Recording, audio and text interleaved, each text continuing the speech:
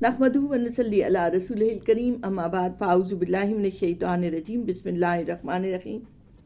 الحمدللہ، آج ہم سورہ بقرہ کی آیت نمبر 104 سے شروع کر رہے ہیں، جس میں اللہ رب العزت نے ارشاد فرمایا، یا ایھا الذین آمنوا لا تقولوا راعنا وقولوا انظرنا واسمعوا وللکافرین عذاب علیم، کہ اے ایمان والو، نبی کریم علیہ السلام کو اپنی طرف متوجہ کرنے کے لیے رائنا مت کہا کرو، بلکہ ادب سے انظرنا یعنی ہماری طرف نظر کرم فرمائیے کہا کرو، واسمعوا اور ان کا ارشاد غور سے سنتے رہا کرو، وللکافرین عذاب علیم اور کافروں کے لیے دردناک عذاب ہے۔ یہ آیت مبارکہ نبی کریم علیہ السلام کی بارگاہ کی ادب اور تعظیم کے آداب اور تقاضے سکھاتی ہوئی نظر آتی ہے۔ نبی کریم علیہ السلام کی ادب کا ایک اصولی ضابطہ امت مسلمہ کو عطا کر دیا گیا اور بتا دیا گیا کہ آپ صلی اللہ علیہ وآلہ وسلم کی بارگاہ اقدس میں گفتگو کے آداب کیا ہونے چاہیے۔ آپ صلی اللہ علیہ وآلہ وسلم جب اپنے صحابہ سے کلام فرماتے، بعض اوقات انہیں کسی بات کی سمجھ نہ آتی تو وہ دوبارہ سننے کے لیے عرض کرتے، رائنا یا رسول اللہ، یعنی یا رسول اللہ ہمارے حال کی رعایت فرمائیے، یہ بات دوبارہ ارشاد فرما دیجئے۔ یہ کلمہ فی نفسی گستاخی کا نہیں تھا، مگر یہودیوں نے اپنے باطن کی خباثت کے باعث اسے غلط معنوں میں استعمال کرنا شروع کر دیا، جس سے دربار رسالت میں بے ادبی اور گستاخی کا پہلو نکلتا تھا۔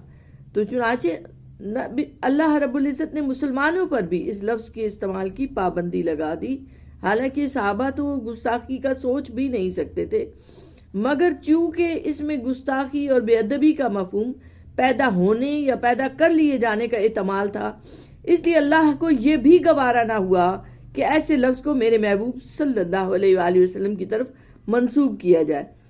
حضرت سعد بن معاذ رضی اللہ عنہ اور بعض روایات کے مطابق سعد بن عبادہ رضی اللہ عنہ نے یہود کو لفظ رائنا غلط استعمال میں دیکھا، سنا تو کہا کہ اے اللہ کے دشمنوں، تم پر اللہ کی لعنت ہو، اس ذات کی قسم جس کے قبضہ قدرت میں میری جان ہے، اگر میں نے تم میں سے کسی کو یہ لفظ رائنا حضور اکرم صلی اللہ علیہ وآلہ وسلم کے حق میں بولتے ہوئے سن لیا تو میں اس کی گردن اڑا دوں گا۔ اس پر انہوں نے کہا کہ تم بھی تو یہ لفظ بولتے ہو، تو چنانچہ اس لفظ کے استعمال پر ممانعت کی یہ آیت مبارکہ آ گئی۔ اب غور کریں کہ اللہ رب العزت نے اپنے حبیب نبی کریم علیہ السلام کی بارگاہ کے ادب کا حکم دیا۔ ایک طرف حکم کی سختی ہے اور دوسری طرف دو ٹوک انداز ہے کہ اب چاہے کوئی زاہد ہے، عابد ہے، عالم ہے، اسے سب سے پہلا یہ سبق یہ پڑھنا ہے کہ حضور کی بارگاہ کے آداب کیا ہیں۔ آگے بڑھنا یا آپ صلی اللہ علیہ وسلم سے برابری کا سوچنا یا آپ کی عزت عام انسان جتنی کرنا یا عام نیک انسان سمجھنا، یہ بھی نفس پر ظلم کے مترادف ہے۔ آپ صلی اللہ علیہ وآلہ وسلم کے بارے میں ہمیشہ خیال یہ ہے کہ آپ انبیاء کے سردار، وجہ تخلیق کون و مکان، اللہ کے محبوب ہے۔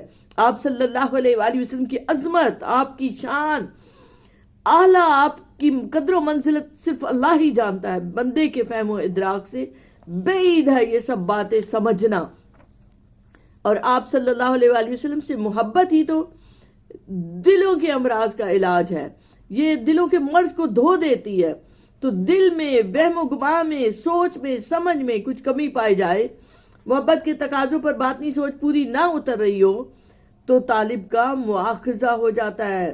سوچ تک کی آواز کو سننے والا، سوچ کی گہرائیوں تک علم رکھنے والا وہ خدا، اس کے مواخذے سے، اس کی پکڑ سے کیسے بچ سکو گے جب تک سوچ میں بھی نبی کریم علیہ السلام کی محبت نہ ہو، ادب نہ ہو، آپ کی بارگاہ کی تعظیم نہ ہو، اس وقت تک عبادتیں وغیرہ بھی سب ضائع چلی جاتی ہیں۔ تین چیزیں ہوتی ہیں، ایک قول، فعل اور سوچ، تو ان تینوں پر گرفت رکھیں کہ تینوں کا جو مرکز ہے وہ نبی کریم علیہ السلام کی بارگاہ کا ادب رہے۔ اب لفظ رائنا کے بارے میں سوچیں تو اس میں کیا احتمالات تھے، تو مختلف علماء نے اس کو بیان کیا ہے کہ یہود کی زبان میں یہ لفظ تحقیر کے طور پر استعمال ہوتا تھا، وہ اسے بطور گالی استعمال کرتے تھے، اور عبرانی اور سریانی زبان میں اس سے ملتا جلتا ایک لفظ تھا جس کا معنی تھا کہ تو بہرا ہو جائے۔ عربی زبان میں اس کا ایک معنی صاحب رعونت یعنی متکبر کا تھا، ایک معنی جاہل اور احمق کا بھی تھا۔ تو اس وقت جو کوئی بھی بولتے ہوئے یہودی خاص طور پر جن کے اندر خباثت پائی جاتی تھی وہ اس کو ملا دیتے تھے، پھر اس لفظ کو دبا کر وہ بولتے تھے رائینا کہتے ہوئے، جس کا مطلب یہ ہوتا تھا کہ ہمارا چرواہا۔ تو اپنی مجلسوں میں سرکار دو عالم صلی اللہ علیہ وآلہ وسلم کی گستاخی اور تضحیق کے ذریعے وہ اپنے بغض اور حسد کی آگ کو ٹھنڈا کرتے تھے۔ اور ایک اور جگہ قرآن مجید میں آتا ہے رائنا لیہم بِأَلْسِنَتِهِمْ، کہ اپنی زبان میں مروڑ کر بولتے تھے۔ تو اس لفظ کو بعض اوقات اہل حجاز بھی مذاق اڑانے کے لیے بولا کرتے تھے، پھر برابری اور مساوات کے لیے بولا کرتے تھے، یعنی اپنے برابر سمجھنا۔ پھر اس کا مطلب ایک اور یہ تھا کہ قلت ادب اور عدم توقیر اور تعظیم، کیونکہ مقامی لوگ اس لفظ کو اس جگہ استعمال کرتے تھے جہاں خاص ادب نہیں ہوتا تھا بلکہ عام گفتگو مقصود ہوتی تھی۔ تو اس پیش نظر، ان احتمالات کے پیش نظر اس لفظ کو ہی بے ادبی قرار دے کر اس کی سخت ممانعت کر دی گئی۔ اور اس کے نزول کے بعد حضرت ابن عباس روایت کرتے ہیں کہ جو شخص نبی کریم علیہ الصلوۃ والسلام کے حق میں بولے اس طرح کے لفظ، مسلمانوں کو اس کی گردن اڑا دینے کا اذن عام دے دیا گیا، یعنی کوئی بھی آپ صلی اللہ علیہ وسلم کی بارگاہ میں اس طرح کی گستاخی کی جسارت نہ کر سکے۔ اب اس سے پتہ چلتا ہے کہ وہ لفظ جو معروف الفاظ میں کسی بھی دوسری کی زبان میں ذرا سی بھی جن میں اہانت کا لفظ گستاخی کا معنی آ جائے تو اللہ نے ان کی ممانعت کر دی ہے اور قرآن مجید میں واضح الفاظ میں منع کر دیا ہے۔ پھر ایسے الفاظ جو گستاخانہ نہیں ہو لیکن ایسا دروازہ کھل جائے گستاخی کا اور راستہ ہموار ہوتا ہو، وہ بھی سب لفظ اسی معنی میں استعمال ہوتے ہیں۔ اسی طرح مساوات، یعنی اپنے آپ کو برابر سمجھنا ان کے، تو یہ بھی اس سے بھی سختی سے منع کر دیا گیا۔ گویا شان اقدس میں معمولی سی بے ادبی بھی، خواہ وہ بالواسطہ ہو یا بالواسطہ، اللہ نے اسے منع فرما دیا۔ اور گستاخی کا مرتکب ہونا، اس کا مطلب یہ ہے کہ اس نے کفر اختیار کیا، وہ مرتد ہے اور شرعاً واجب القتل ہے۔ تو یہودی اور کافر جو تھے وہ مسلمانوں سے واضح عناد رکھتے تھے، بغض رکھتے تھے، ان کے اندر یہ پایا جاتا تھی یہ سب چیزیں۔ تو اللہ رب العزت نے یہ سب چیزوں کی وضاحت کی۔ آپ اگلی آیت مبارکہ پر بھی غور کریں تو اللہ نے فرمایا ما یود الذین کافروا من اہل الکتاب ولا المشرکین، کہ نہ وہ لوگ جو اہل کتاب میں سے کافر ہو گئے اور نہ ہی مشرکین اسے پسند کرتے ہیں، ان ینزل علیکم من خیر من ربکم، کہ تمہارے رب کی طرف سے تم پر کوئی بھلائی اترے۔ واللہ یختص برحمتہ من یشاء واللہ ذو الفضل العظیم، اور اللہ جسے چاہتا ہے اپنی رحمت کے ساتھ خاص کر لیتا ہے، اور اللہ بڑے فضل والا ہے، بڑے فضل والا ہے۔ یہاں اللہ رب العزت کی مشیت، اس کی رحمت اور اس کے فضل کا بیان آیا ہے۔ اور امت مسلمہ کو ہمیشہ سے یہ آگاہ رہنا چاہیے کہ یہودی اور کفار جو ہیں وہ مسلمانوں کی خیر خواہ کبھی نہیں ہو سکتے۔ وہ ہمیشہ عالم اسلام کو کمزور کرنے، اسے بھلائی سے محروم کرنے کی سازشیں کرتے رہتے ہیں۔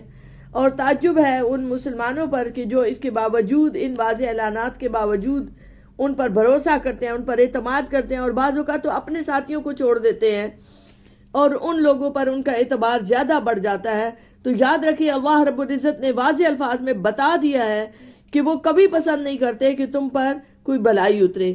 اب یہودی جو تھے وہ تو حسد کی آگ میں جل رہے تھے کہ بنی اسماعیل میں کیوں آئے نبی کریم علیہ الصلوۃ والسلام، تو اس لیے وہ اس طرح کی حرکتیں کرتے تھے اور اس طرح کی سوچ رکھتے تھے۔ تو اللہ رب العزت نے واضح الفاظ میں بتا دیا کہ وہ حسد کے مارے ہوئے ہیں، بغض کے مارے ہوئے ہیں، اور وہ کبھی اس بات کو پسند نہیں کریں گے۔ اس سے اگلی آیت مبارکہ میں، اور پھر یہ دنیا میں بھی ہے کہ آپ عام روٹین میں بھی دیکھیں تو کسی پر خاص رحمت ہے تو اللہ نے اس پر خاص فضل کیا ہے تو اس کو مان لو، اس کے خلاف حسد کی آگ میں مت جلو۔ پھر فرمایا ما ننسخ من آیت او ننسها نات بخیر منها او مثلها، ہم جب کوئی آیت منسوخ کر دیتے ہیں یا اسے فراموش کر دیتے ہیں تو اس سے بہتر یا ویسی ہی کوئی اور آیت لے آتے ہیں۔ الم تعلم ان اللہ علی کل شیء قدیر، کیا تم نہیں جانتے کہ اللہ ہر چیز پر کامل قدرت رکھتا ہے۔ اب بعض آیات ناسخ ہیں، بعض منسوخ ہیں، اور بے شمار اس میں حکمتیں پائی جاتی ہیں۔ اللہ کے احکامات مختلف زمانوں میں بتدریج اترتے رہے، حضرت آدم علیہ السلام پر آئے، حضرت نوح علیہ السلام، حضرت موسیٰ علیہ السلام، حضرت عیسیٰ علیہ السلام، تو شریعت نازل ہوتی رہی اور ان میں تبدیلیاں آتی رہیں۔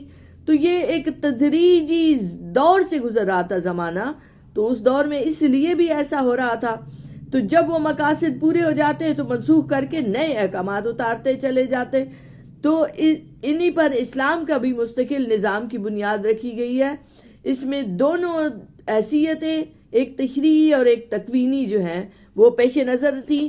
تو یہ ایسی کوئی بڑی بات نہیں. یہودی اعتراض کرتے تھے کہ ایسا کیوں ہے کہ آیتیں منسوخ ہو جاتی ہیں.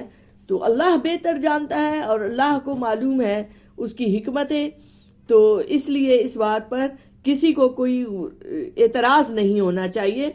پھر آپ عام دنیاوی معاملات میں، خاص طور پر روحانی معاملات میں لیں تو سالک جو راستے کا مسافر ہوتا ہے، اللہ کی طرف چلنے والا، وہ بعض اوقات قلبی کیفیات اور روحانی واردات میں سے محروم کر دیا جاتا ہے، حالانکہ اس کا کوئی قصور اور گناہ نہیں ہوتا. تو ایسی صورت میں باری تعالیٰ اس کو ایک نئی اور اعلیٰ کیفیت سے نواز دیتے ہیں. جب تک وہ استقامت پر راہ حق پر ہے تو وہ محروم نہیں رہتا، بلکہ کبھی محروم ہوتا بھی ہے، قبض اور بسط کی بھی کیفیات آتی ہیں، لیکن اسے پھر نئی اعلیٰ کیفیات سے نواز دیا جاتا ہے. اسے علاج کا بھی طریقہ کہتے ہیں نفس کے. اور پھر اسی طرح دیکھیں آپ، ڈاکٹرز جب علاج کرتے ہیں مریضوں کا تو تشخیص اور تجویز کے باوجود ادویات کو بھی بدلتے رہتے ہیں. تو اس میں ارتقائی حکمت کار فرما ہوتی ہے. کسی کو معدے کا مرض ہے تو بتدریج اس کا معدہ اس قابل ہو جاتا ہے کہ وہ دوائیوں کو اور پھر خوراک کو لے سکے.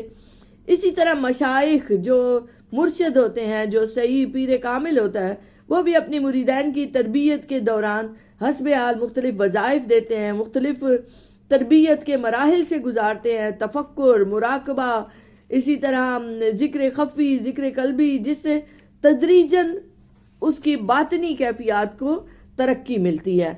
تو اس لیے یہ کوئی ایسی بات نہیں، اور یہ سمجھ لینا چاہیے کہ یہ اللہ رب العزت کی اس میں حکمتیں ہوتی ہیں. اور اللہ فرما رہا ہے کہ اللہ علی کل شیء قدیر، کہ اللہ رب العزت جو ہے وہ ہر چیز پر قادر ہے. تو اس کی قادر مطلق ہونے کو مانو اور ان چیزوں پہ مت جاؤ. وہ جو چاہے منسوخ کر دے، جو چاہے اس کی جگہ نیا حکم لے کر آئے، کوئی اسے پوچھنے والا نہیں. وہ خالق و مالک ذات ہے. پھر فرمایا الم تعلم ان اللہ لہو ملک السماوات والارض، کہ کیا تمہیں معلوم نہیں کہ آسمانوں اور زمینوں کی بادشاہت اللہ ہی کے لیے ہے. وما لکم من دون اللہ من ولی ولا نصیر، اور اللہ کے سوا نہ تمہارا کوئی دوست ہے اور نہ ہی کوئی مددگار. اب یہاں یہ بتایا جا رہا ہے کہ خدا کی عظمت اور حکومت، مسلمانوں کے حق میں خدا کی ولایت اور نصرت، کہ بے شک یاد رکھو کہ بادشاہت اسی کی ہے، وہی مالک ہے جس کا پہلے بھی ذکر ہوا، اور نہ تمہارا کوئی دوست ہے اور نہ ہی کوئی مددگار اللہ کے سوا. یعنی یہاں یہ بھی بتا دیا کہ اللہ تمہارا دوست ہے اے ایمان والو، اور اللہ تمہارا مددگار بھی ہے. تو ولایت اور نصرت اس کی ہر دم تمہارے ساتھ ہے اگر تم ایمان والے ہو اور حق پر ہو، نبی کریم علیہ الصلوۃ والسلام کی بارگاہ کا ادب اور تعظیم کرنے والے ہو، تو پھر فکر مند ہونے کی ضرورت نہیں. اس کے بعد ارشاد باری تعالیٰ ہے ام تریدون ان تسألوا رسولکم کما سئل موسیٰ منکم، اے مسلمانوں کیا تم چاہتے ہو کہ تم بھی اپنے رسول صلی اللہ علیہ وآلہ وسلم سے اسی طرح سوالات کرو جیسا کہ اس سے پہلے موسیٰ سے سوال کیے گئے. وَمَن يَتَبَدَّلِ الْكُفْرَ بِالْإِيمَانِ، جو کوئی ایمان کے بدلے کفر حاصل کرے، فَقَدْ ضَلَّ سَوَاءَ السَّبِيلِ، پس وہ واقعتاً سیدھے راستے سے بھٹک گیا. اب یہاں دربار رسالت میں کثرت سوال سے منع کیا جا رہا ہے. ہم نے پیچھے سورہ بقرہ کی ابتدا میں وہ جب بقرہ قربانی دینے کا ذکر آیا گائے کی، تو انہوں نے کثرت سوال کیا موسیٰ علیہ السلام سے. وہ واقعہ بھی سامنے ہے، ہر بات میں ان کا حجت کرنا، بنی اسرائیل کا کثرت سے سوال کرنا. اب یہاں مسلمانوں کو سکھایا جا رہا ہے کہ ایسے مت کرو جیسے بنی اسرائیل نے کیا، اور حضور اکرم صلی اللہ علیہ وآلہ وسلم کو کہیں کسی بات سے، تمہاری کثرت سوالات سے پریشانی نہ ہو، اور ان کی ادنا اذیت رسائی سے بھی ایمان کفر میں بدل جاتا ہے. بارگاہ رسالت مآب کی ادنا سی گستاخی بھی ایسا کفر ہے کہ جس کے بعد دوبارہ ہدایت نہیں ملتی. تو اس لیے بے جا سوالات کرنا، بار بار پوچھنا کسی بات کا، اس سے بھی سختی سے منع کیا گیا ہے کیونکہ ہم سوالات کے ذریعے اب خود سمجھنے کی بھی کوشش نہیں کرتے، اور طرح طرح کے سوالات کر کے ان کو پریشان کرنا، تکلیف میں مبتلا کرنا، مسلمانوں کے اندر یہ چیز ختم ہو جائے۔ اب پچھلی آیات میں ایک اور بھی بڑا خوبصورت سا پہلو تھا کہ رائنا سے منع کیا تو اس کی جگہ ایک خوبصورت لفظ دیا انظرنا، کہ ہماری طرف نظر کرم فرمائیے۔ پھر اسی پر بس نہیں کیا بلکہ واسمعوا، غور سے سنو، ہمتن گوش ہو جاؤ اپنے محبوب کی بارگاہ میں۔ یہ نہ ہو کہ تمہیں دوبارہ کہنا پڑے یا انہیں دوبارہ بتانا پڑے، تم پہلی بار ہی ایسے غور سے سنو کہ تمہیں ہر بات سمجھ میں آ جائے۔ یا یہ بھی محبت کا کلمہ ہے۔ پھر آپ دیکھیں تو پیچھے سارا بنی اسرائیل کو مخاطب کیا گیا ہے، لیکن یہاں جب اس کی بات آئی ہے بے ادبی کی تو اللہ نے ان سے مخاطب ہونا بھی پسند نہیں کیا، بلکہ مسلمانوں سے کہا کہ یا ایھا الذین آمنوا لا تقولوا رائنا، کہ تم یہ غلطی مت کرنا اے اہل ایمان، تمہیں اتنا بڑا منصب، اتنا بڑا عہدہ دیا گیا ہے، اس کی قدر کرو، سمجھو کہ تمہیں اللہ نے اپنا محبوب عطا کیا ہے، تو اب محبوب کی بارگاہ کے آداب کا خیال رکھو، یہ نہ ہو کہ تم بھی اس ایمان سے جاؤ۔